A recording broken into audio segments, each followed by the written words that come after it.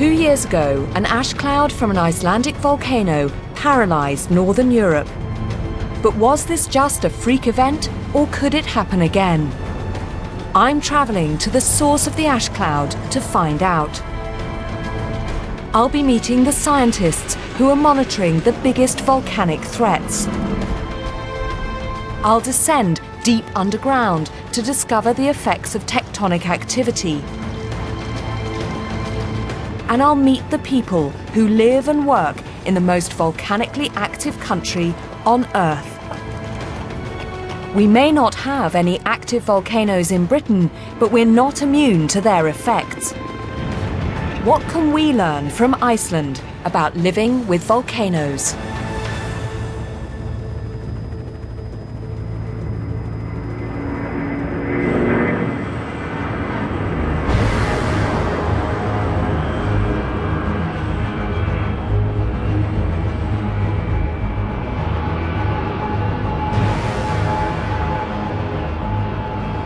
Britain, we tend to think of large-scale natural disasters as something that happen in other countries less safe and benign than ours. But in 2010, something happened to remind us that we're not immune from the forces of nature. A volcano erupted over 1,000 miles away in Iceland, but in a matter of hours it brought our modern, high-tech world to a juddering halt.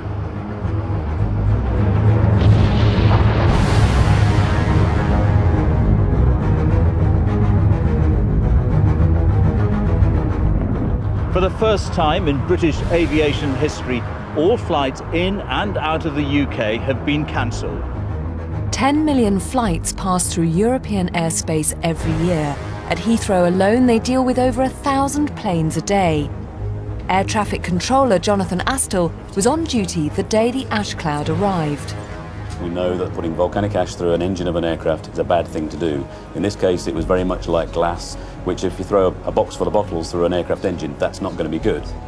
It's going to melt, it's going to really do some serious damage. In a matter of hours, European aviation authorities were forced to shut the skies. I've never worked so hard for so few aircraft flying. I mean, it's just incredible. And at one point, it felt like it would never end.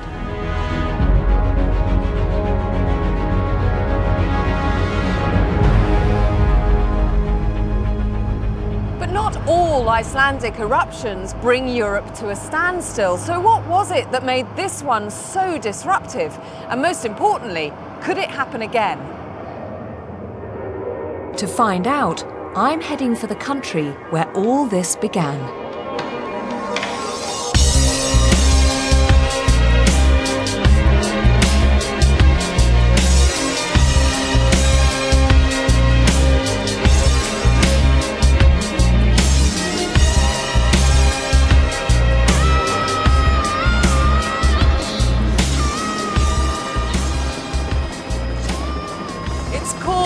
The land of fire and ice. And I was trying to avoid using that term, but when you're up here looking at it, that's exactly what it is. The scale of this landscape is just astonishing. Nature's had a field day on this island. I'm on my way to the site of the 2010 eruption to see what it looks like 2 years on. Well, this is it. This is the culprit, Eyjafjallajökull. We're flying directly around the crater now. Oh, you can smell the sulfur in the air. And it's strange, I thought that there would be somehow more evidence that the landscape would still be blackened. I mean, there was tons and tons, untold amounts of ash that poured out of this crater. And yet now there's so little sign of it up here. And it looks so benign and so beautiful now. A great, shining, pure, white glacier. It's just an incredible sight.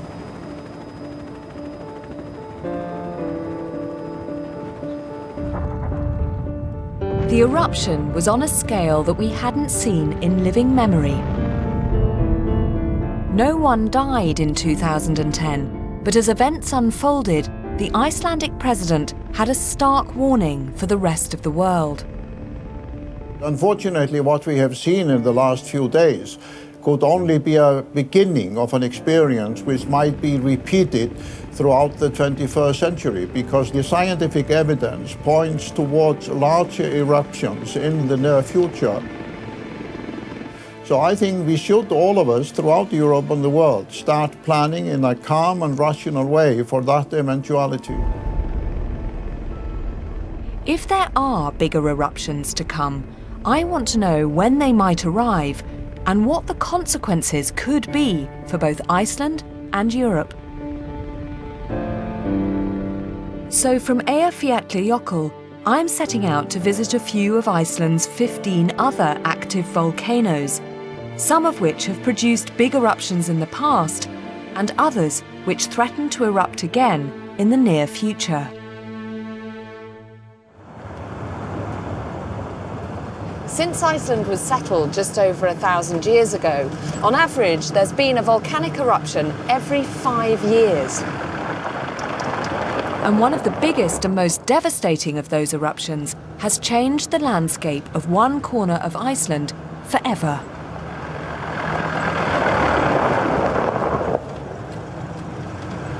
I think this is the strangest, most otherworldly landscape I've ever seen. It's just great chaotic lumps and piles of rock covered in this thick khaki grey moss. It's just weird. It's almost as if some giant crumbled up pieces of cake all over the plains and they've gone mouldy.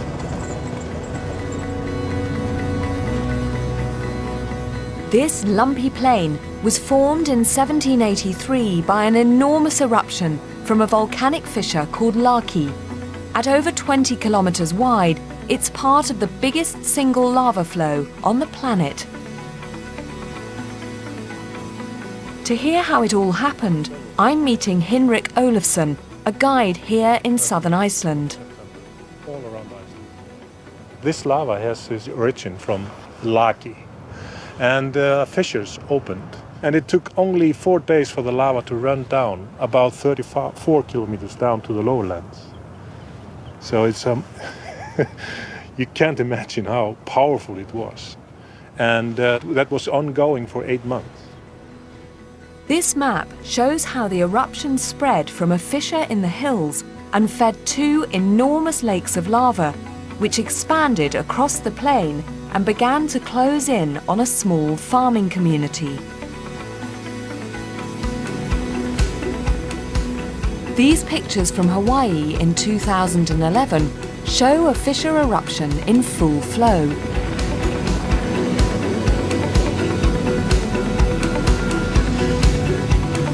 The lava fountains that burst from this short fissure were up to 50 meters high. It gives some idea of what the eruption in Iceland must have looked like. Although in 1783, the fissure was 25 kilometers long, and the fountains of lava were 500 meters high, as tall as skyscrapers. Lava from the fissure spread over a vast area, as far as the eye can see.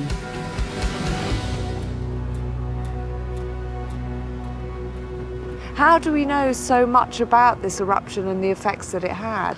Yeah, there was a pastor here in this area. His name was Jón Steingrímsson, and he wrote some description about this eruption, both from the geological side and also from the human side. The pastor described the scene as the lava poured out and made its way towards his village on the coast. My companions and I walked towards the fissure. There, a flood of fire flowed with the speed of a great river, swollen from meltwater on a spring day.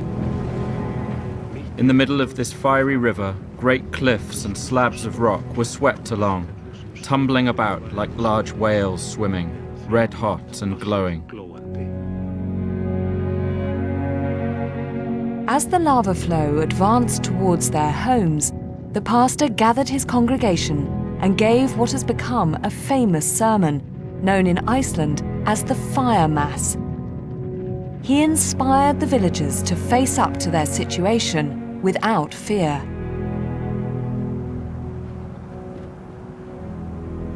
His church was near here. Was it in a village that was eventually engulfed in the lava?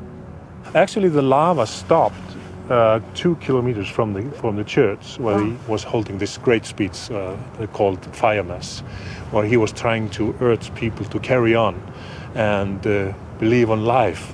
Presumably, for the people terrified in the church, they must have looked at their pastor and thought somehow he had a direct connection to God. Yeah. But lava was only part of the problem. The eruption also produced huge amounts of sulfur dioxide and fluorine, which poisoned the water and contaminated food for people and animals alike. As crops failed and livestock began to die, famine swept across huge swathes of Iceland. 25% of the population of Iceland died because of hunger.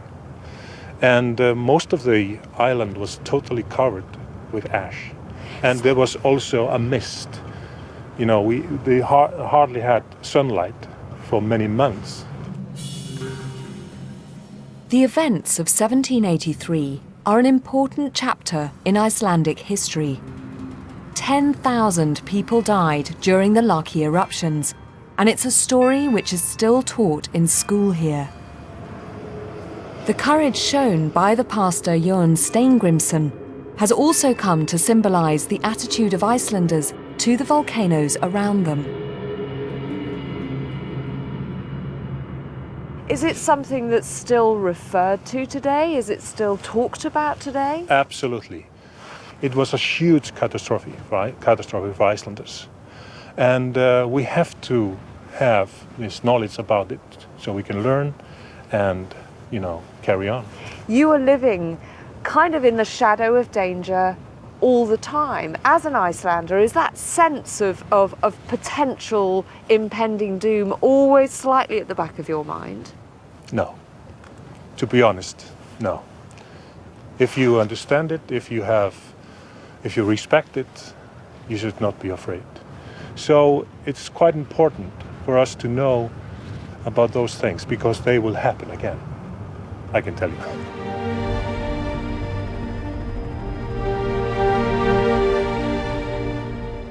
In 2010, it was a cloud of volcanic ash that made its way to Europe. But in 1783, the continent was engulfed by a huge cloud of sulfur dioxide.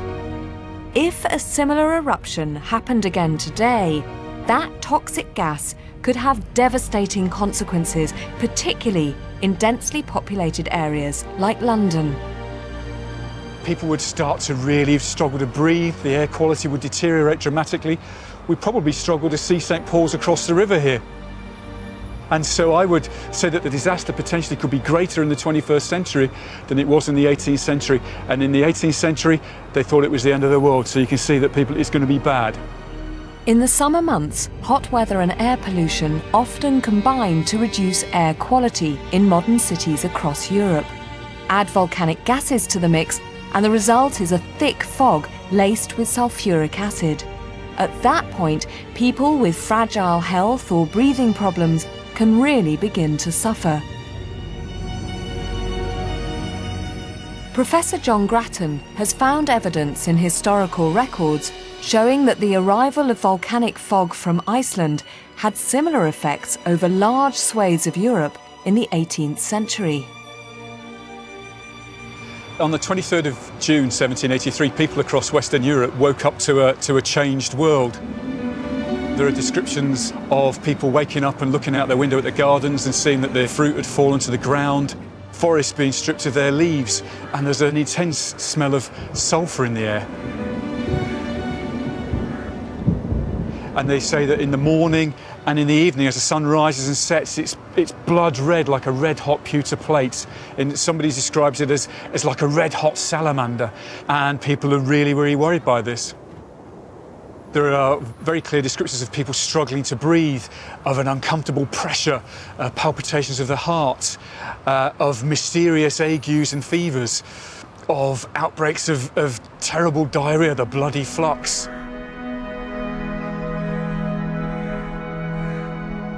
As the summer advances and the smell of sulphur gets more intense, people start to die. People start to die in ones and twos, then in great numbers. There are descriptions of so many farmhands dying in the fields that the farmers were afraid that they wouldn't be able to get their harvest in time before the summer ended.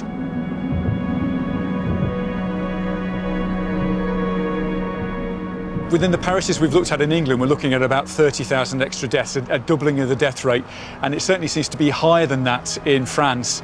The research so far suggests about 250,000, so we're getting up towards 300,000, that we can be certain of, and nothing like that's ever been seen before, or frankly since. It's quite natural at this time to invoke God. There are sermons which tell people that we think this is the end of the world, boys and girls, and you better start to take note of your soul.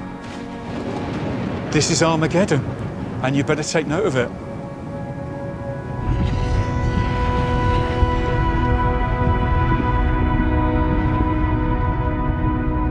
This was one of the largest eruptions in Icelandic history, but the Earth only sees events of this size every few hundred years. So it may be several generations before we have to face up to problems like this in Europe.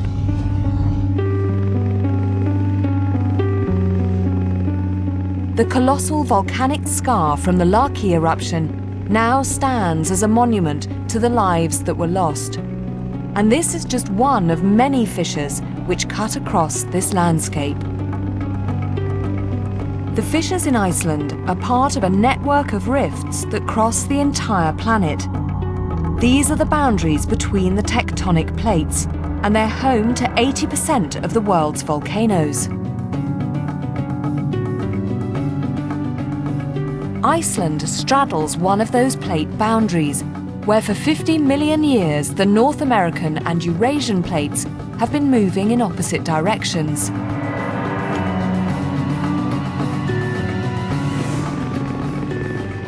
The results of this violent tug-of-war are clearly visible in the landscape.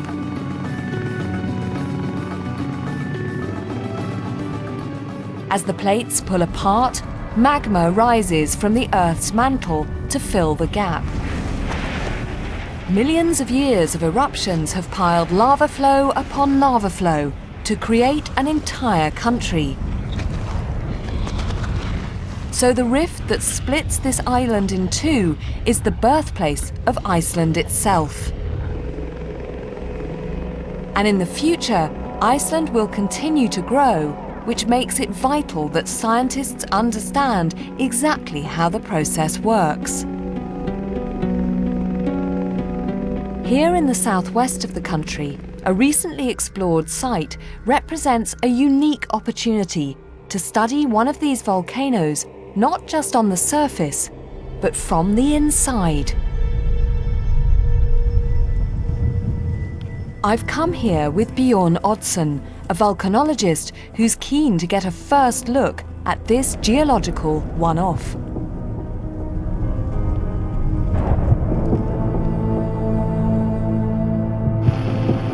We're joining a team of mountaineers who are making final preparations for our extraordinary descent.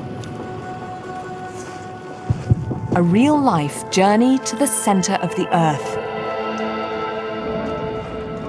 They've rigged up a mechanical lift, which will lower us directly into what was once the fiery mouth of this volcanic vent. I, for one, am slightly apprehensive.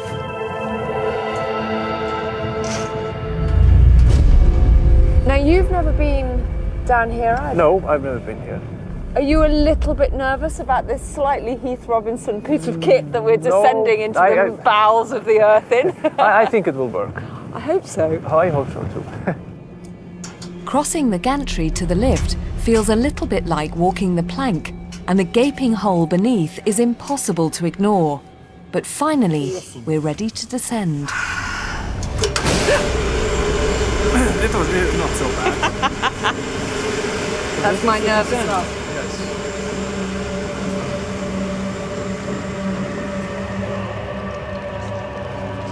Okay, we're getting into a very narrow bit here. It's a strange feeling being slowly swallowed up by the mouth of a volcano. It's a very kind of organic feeling space, this, isn't it? Yes. It feels almost alive, the kind of shapes of the rock. It's just like it happened yesterday. Yeah. And what's amazing, just looking at the walls, Yes. is you can kind of see the bits of magma kind of left on the side of the chamber. When it was plastered on the wall, it was not fully solidified, so with time it remelts and drops down and freezes. So these sort of chocolate-like drips stuck to the walls, that's the magma, that's the remnants of the magma. Yes, that's the remnants. Gravity pulls it down and forms these candle-like forms. That's incredible.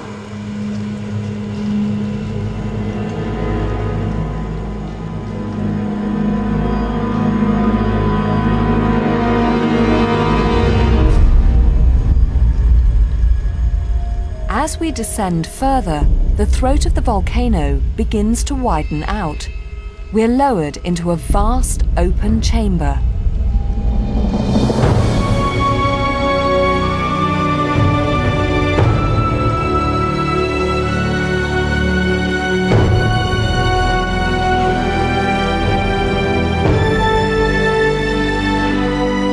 From top to bottom, it's 150 meters, taller than St. Paul's Cathedral.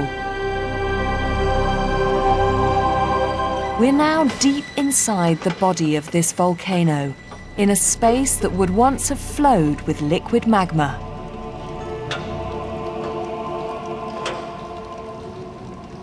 So is this the only place in the world that you know of that you can descend down into a volcano? Yes, as I know. And this is very special because all the magma has drained away from here to the surface. So in normal circumstances, this immense cavern that we're standing in now, it would be full of magma. It would be full of magma. Yes, or lava afterwards. Yeah. Yes. Yeah. I'll tell you what's so extraordinary that I really wasn't expecting was the colour. It's just a riot of every colour you can think of. That's due to many reasons. And Iceland and Icelandic mountains, they are built up with many lava layers and many events of volcanic eruption. And we see both ash and lava from different types of volcanic eruptions. So this is like an open book. You can read the story of this mountain.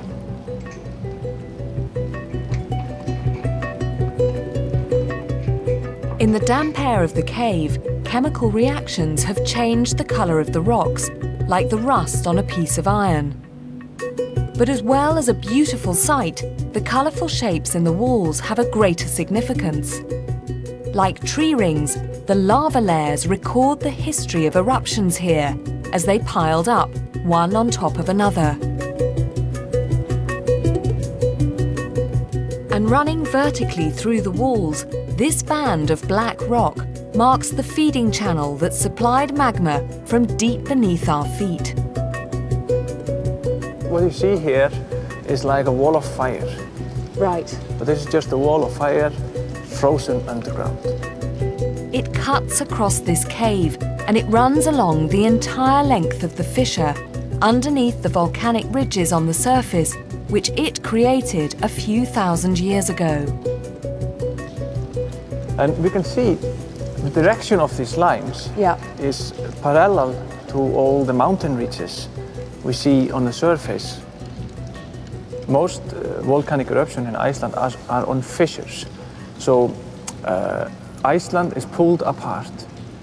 And on the one side, we see North American plate, on the other side, we see the Eurasian plate. So we're sort of standing in the middle of those two tectonic plates? Yes, of these two continents. Does that mean effectively what we're doing is standing in a kind of no man's land between the two? We are in Iceland. Good answer.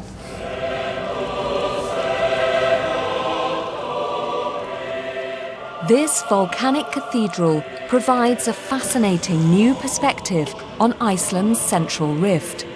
And research here should help scientists like Bjorn to understand better how the opening of that rift controls Iceland's volcanic activity. The last eruption on this part of the rift was 3,000 years ago. But other parts of the rift have opened up much more recently, as the inhabitants of an island just off the south coast of Iceland can testify.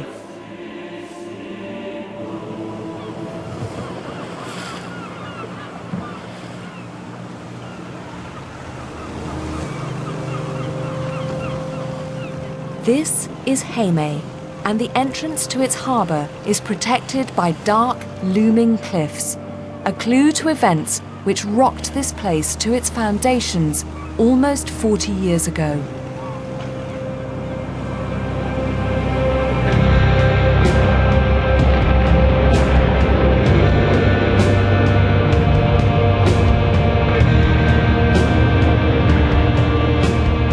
Does this volcano come as a complete surprise to you, or did you have any warning? There was no warning whatsoever until 10 o'clock yesterday evening. Which was the earthquake? Yeah. Yes.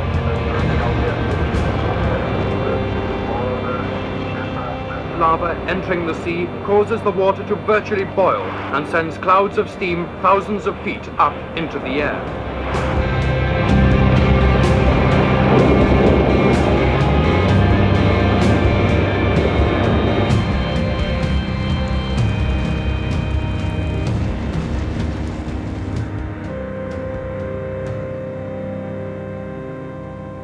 On the morning of January the 23rd, 1973, a fissure a mile long opened up and split this part of the island in two. Great fiery fountains of lava lit up the night sky, alerting the people in this town that they had to escape, and quickly.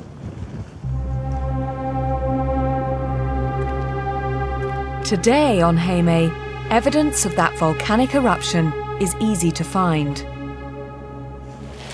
This was the stuff that was coming out of that fissure. It is actually a sort of ash, but it's more like gravel, and it was literally raining down.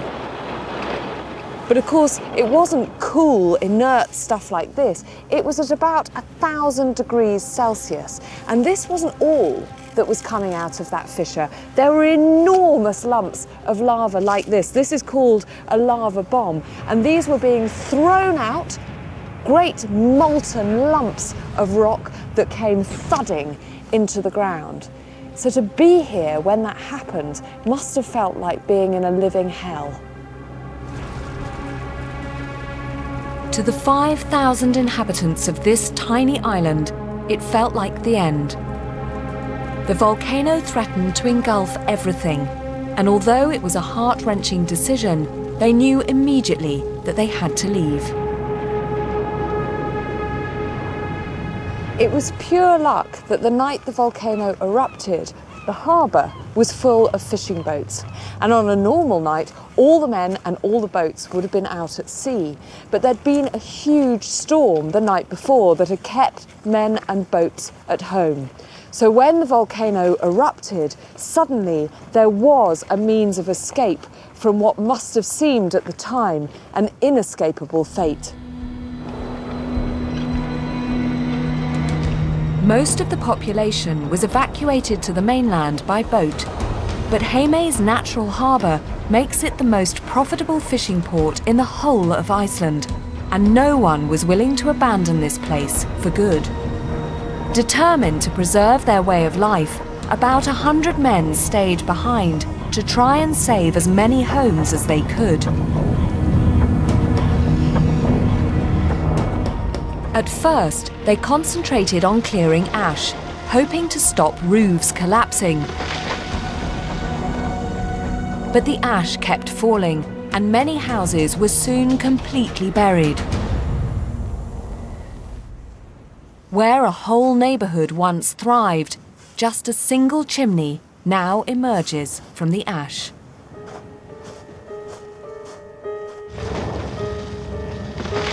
After a month, the eruption showed no sign of abating, and a huge lava flow advanced towards the town, consuming everything in its path. And when the lava finally reached the coast, it began to threaten the most valuable part of the island. The harbour entrance in Heimaey was just a few hundred metres wide. But as lava added new land to the coast, there was a real chance that the gap might be closed forever. For those who had stayed behind, like local welder Halle Tryggvason, that was the moment the real fight back began. We knew we had to save the harbour because our livelihood depends on being able to sail out to sea. If we're going to live on this island, we have to be able to fish. Our town and way of life wouldn't last long without the fishing industry. That's just the way it is. It seemed impossible that anything could be done to save the harbour. But something that had happened 10 years earlier provided a glimmer of hope.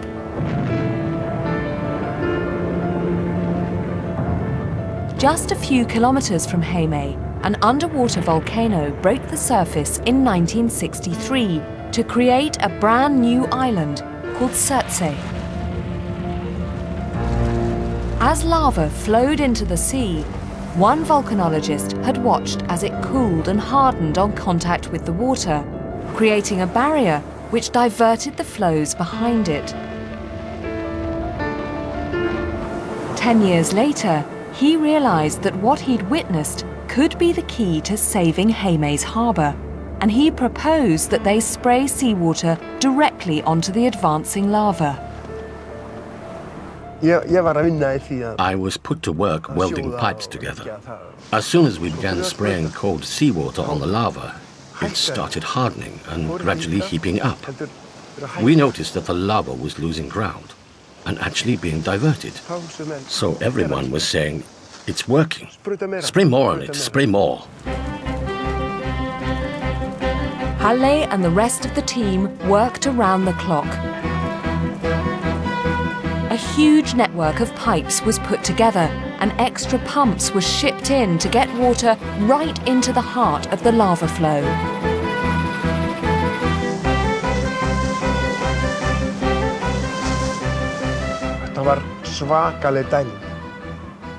An unbelievable amount of seawater was sprayed onto the lava to try and stop its advance. Huge amounts, constantly. I have no idea how much, but it would be fun to know. Incredibly, cooled by the water, a huge barrier of solidified lava was built up alongside the harbour. This new wall of rock stopped the lava flow 200 metres short of the cliffs on the far side. Today, that gap remains, and access to the harbour has been preserved. By taking on the volcano, the people of Heimaey had maintained their livelihood. And to this day, they continue to harvest the rich fishing grounds of the northern Atlantic. It must have been a really fantastic feeling that somehow, against all odds, you were doing it. A volcano isn't exactly an ordinary kind of adversary, not at all. So it was amazing to see our plan actually working. It's incredible that we were able to stop the lava and save our town as well as our harbour. It was miraculous. It just worked. By standing up to the eruption, the people of Heimaey had shown a typically Icelandic resilience to the volcanoes around them. As Iceland's Prime Minister told me, the people of all of Iceland live with fire beneath their feet. It was a life-changing event for the population of this island. But as with the vast majority of Icelandic eruptions, only a small area was affected. When Eyjafjallajökull erupted in 2010, the effects extended way beyond southern Iceland. So what is it about this volcano that made it capable of causing an international incident?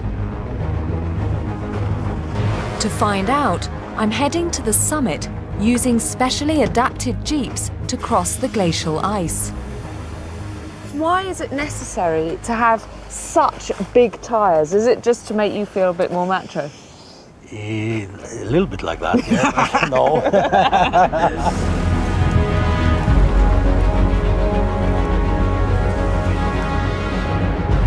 We climb 1,500 meters before arriving at the crater's edge.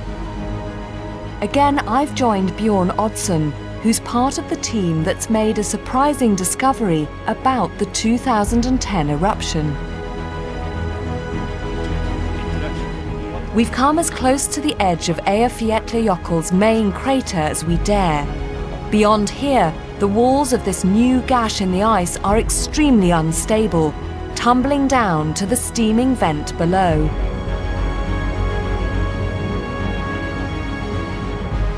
So we are standing here on the rim of Eyjafjallajökull volcano, and we're going to look into the crater with a thermal camera and see the heat that's still generating 2 years later.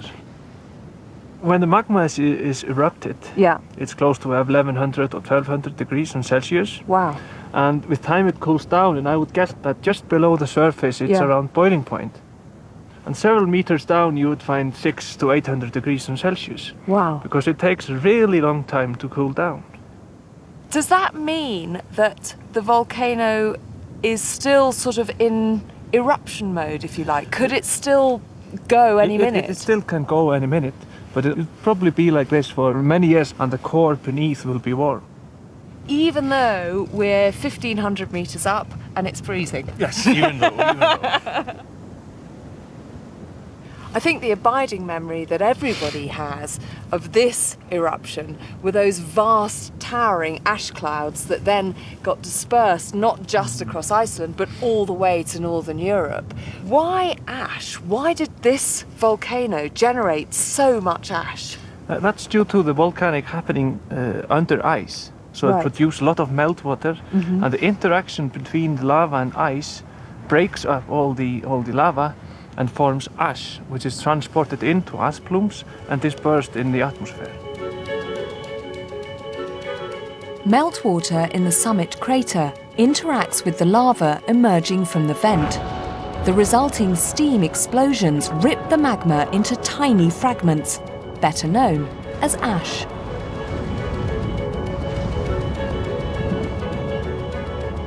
If it would happen on a dry land, then we would see lava flowing around. Right. But when we mix water and magma, it turns explosive, and all the product is ash, but not lava.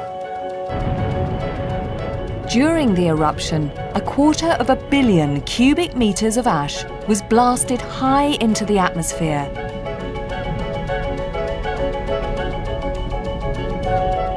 Long-lasting high pressure over the Atlantic created strong northerly winds which carried the ash towards continental Europe. In many eruptions, the supply of magma runs out after a couple of days. But not here. In 2010, Eyjafjallajökull continued to pump out ash for over a month. What was it that made this eruption go on so long? Was it something particular about this volcano? Excess of a huge amount of magma.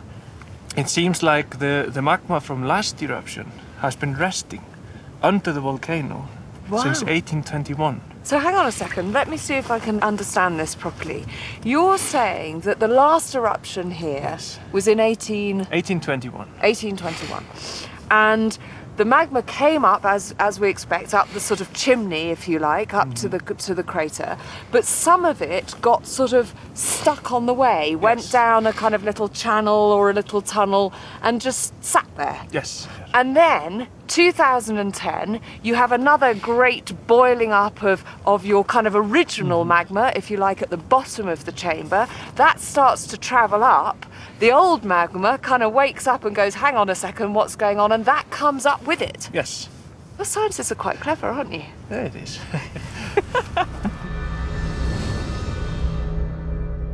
So when Eyjafjallajökull came to life once more in 2010, the old magma was stirred up, and it too emerged from the crater, adding to the volume of ash and extending the eruption for much longer than expected.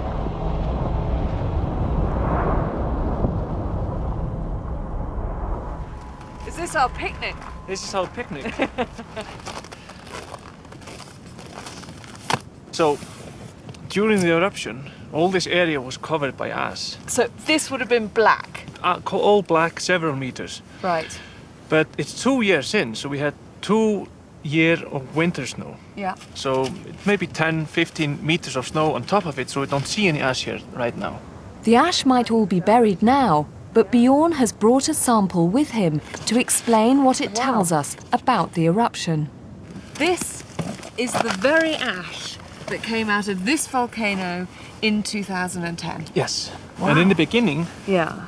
it was these fine-grained ash. So you can feel it in your fingers. It's a little bit muddy. Yeah, yeah. And this is the fine grain that gets the highest in the atmosphere and is carried most way from the volcano. So this would have been the stuff that caused all the disruption in Europe? Yes. Right. And with time it got more coarse-grained, Right. the eruption. So it changes with time. Yeah. And this ash here we see, it's more like sand and doesn't stick together. Oh, it is. It's as well. completely different. It's much grittier, Yes, isn't yes. it? And this is affecting the local more than the Right. finer one. Because this would have been too heavy Yes. to have been blown travel all around. that way.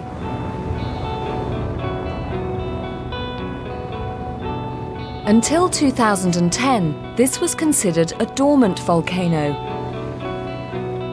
and people had been living and working in its shadow for generations. Helga Haraldsdottir has a small farm beneath Eyjafjallajökull, and I've come to see how she coped with the eruption here 2 years ago. So can you tell me what happened on that morning when the eruption started? What did you hear and see? We just saw this big gushes of ash coming up and going east over the mountains. So it was at that point it was going away from you? Yes, it was going away. And we immediately started to prepare, trying to tighten all the houses, getting animals inside and prepare for it. Helga's photographs, taken when the eruption began, show westerly winds taking the ash away from her land. But after just 2 days, the wind swung around to bring the ash cloud straight towards her farm.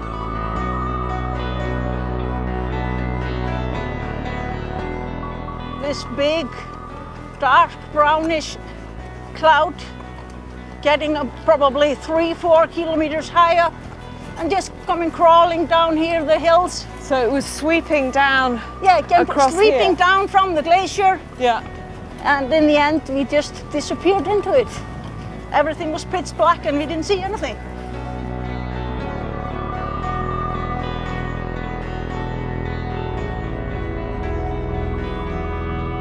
Even though you understood what it was, it must still have been quite frightening. Yes, it was. You really don't know what to expect. Yeah. You never know how you're going to react to it, really. It was just like Christmas snowing, except it was black. It was not that heavy, but it was like a fine sand, got into your eyes, into your mouth. I mean, it sounds perhaps a rude question, but did you not think that buying a farm sort of right underneath a volcano was possibly unwise?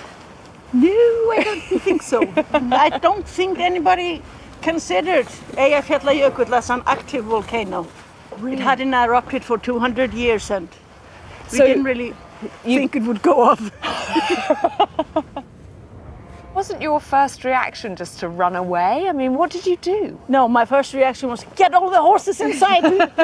We were getting everything inside and well, it was that close. We were putting the last horse ass inside the door when heaven falls upon us. Was it covered in ash? It was absolutely pitch black, everything. It was from 5 centimeters thick. And then as it went closer to the volcano, it just got thicker and thicker. Helga and her family, along with the other local farmers, were evacuated. They could only visit once a day to feed their animals and had to wear masks to keep out the ash. The eruption had come at the worst possible moment because April here is the start of the lambing season. It's a part of the year that can be stressful at the best of times. But for Helga in 2010, it was a nightmare. Even with the animals inside, the thick ash cloud still crept in through windows and doors. Did you notice any adverse health effects from this ash on you or indeed your animals? I couldn't see any on the adult animals, but we lost the first 6 or 7 lambs. Wow. So I think it was just the amount of ash in the air was too much for them. But I always slaughter some lambs in the autumn, and I noticed they had black spots in the lungs.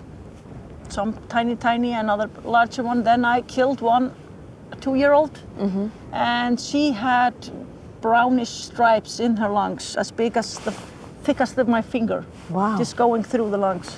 Are you worried that, you know, given the state of your sheep's lungs, that your lungs might not be so great either? Yeah, I think I got some ash down there, but... You're coping? Yeah, I can then use it as an excuse when I can't run anymore.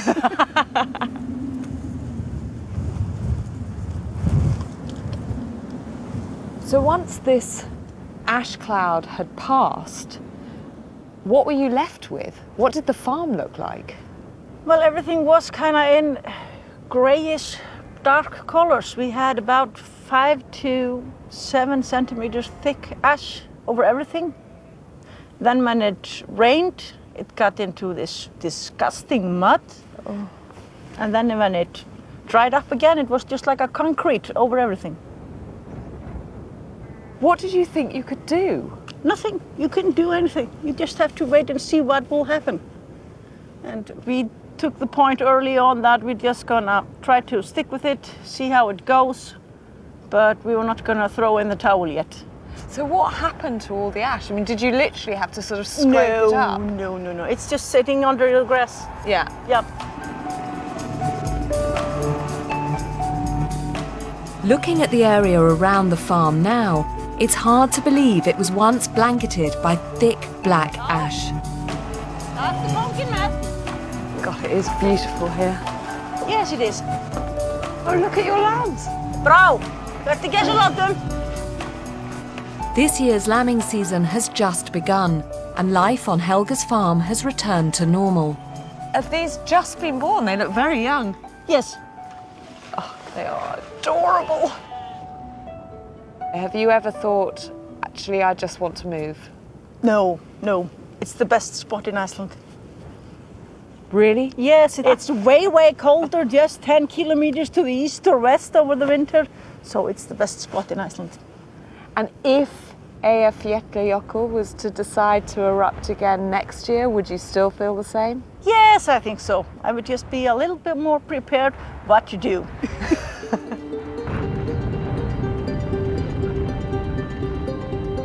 The people of Iceland have had to live with volcanic eruptions since the country was settled in the 9th century. Since then, there's been a pattern, a peak in the level of activity, which comes every 140 years. Scientists believe that the next peak could come as soon as 2030.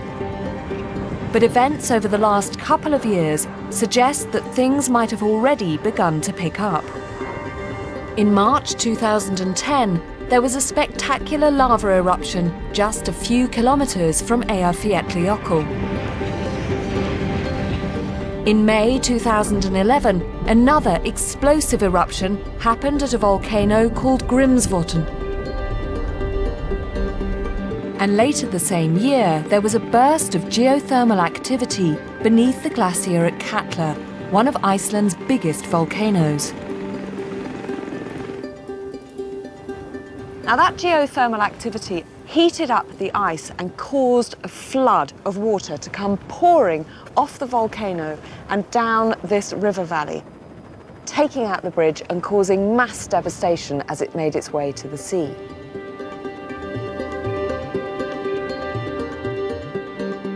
Katla is just 20 kilometers from Eyjafjallajökull, but it's much, much bigger. And in Iceland, many people are worried that an eruption here could be next.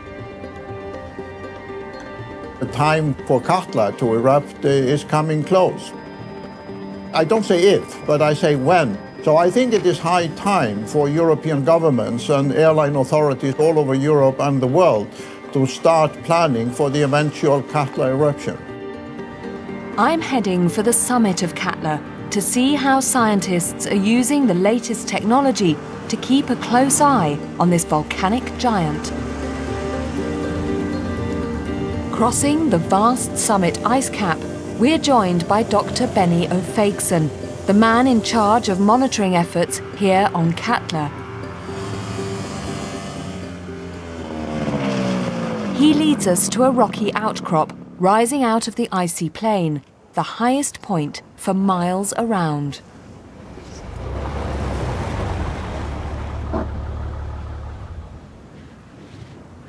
We are actually at the edge of the caldera rim. Right. The caldera is a depression that is formed when a magma chamber is emptied. So what we're looking at here is snow and ice covering that kind of classic volcano crater. And the caldera stretches in which direction? If you look around here, we see the edge of the caldera rim. So all the high points? The high points here are at the edge of the caldera rim, all the way around. So, I mean, it's absolutely enormous. It's enormous. It's about 10 kilometers diameter. And how thick is the ice on top of it? About 750 meters. Wow. Calderas mark the top of the very biggest volcanoes in the world. And they're formed by what are known as super eruptions. The explosions that created Katla's caldera several thousand years ago were 50 times bigger than Eyjafjallajökull in 2010, depositing ash layers in Russia some 2,000 miles away. Fortunately, not every eruption here is quite that big, but Katla has seen plenty of activity in the last few hundred years. So how active is this volcano? Well, it has been erupting roughly once or twice every century. Okay, so the last time it had a great eruption? It was in 1918. It was about, well, 3 times bigger than the Eyjafjallajökull eruption. In 1918, there was a huge ash eruption at Katla, which also unleashed a torrent of meltwater, many times larger than the flood last year.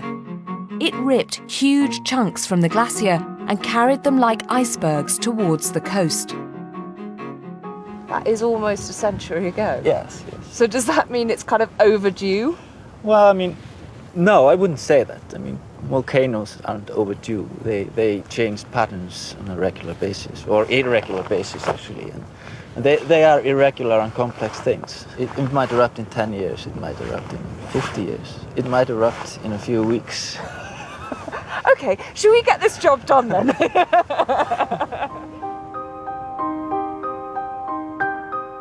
The length of time between eruptions at Katla varies a lot, so the only way to anticipate the next episode of activity is by carefully monitoring its behavior. Bolted to the rock, these GPS instruments use satellite technology to accurately report their position every second of the day. They show that the surface of this enormous volcano is almost constantly on the move. It looks, to the uninitiated eye, that it's moving quite a lot. Yes, it is. It is moving quite a lot. What we are looking at now is volcanic unrest, and that's sort of a long-term indicator that something could potentially happen, and it could potentially happen at short notice.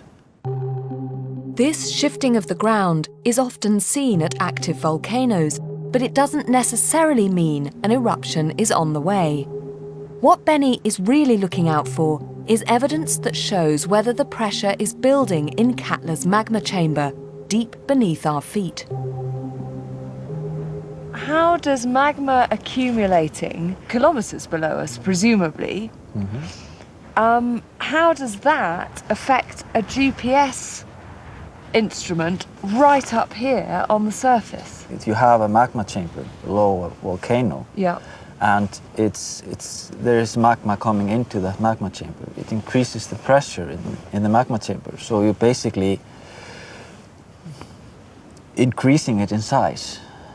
Right, so it's like blowing up a balloon. So you see it on the surface, okay. you see an uplift and away.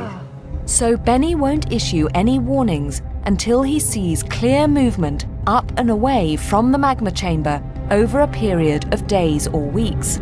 Only that would suggest that Katla is building up to a really big eruption.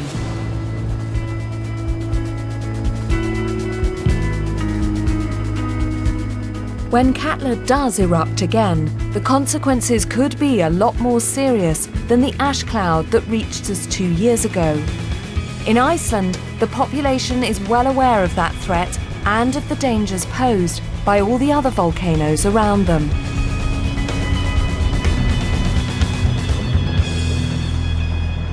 I've now met a whole series of locals, scientists that are involved in how eruptions work and monitoring the volcanoes, and then just the regular people who live alongside them and with the consequences of them. And there's a sense of acceptance, but not resignation. It's very different. And a sense of this is just who we are and where we are, and it's very much part of us. There's a lot we can take from the Icelandic attitude to the volcanoes in their midst. We can't stop volcanic eruptions happening, but we can learn from them, and it's a lesson we should take seriously. Because there is no doubt that Iceland's volcanoes will erupt again. It's just a matter of when.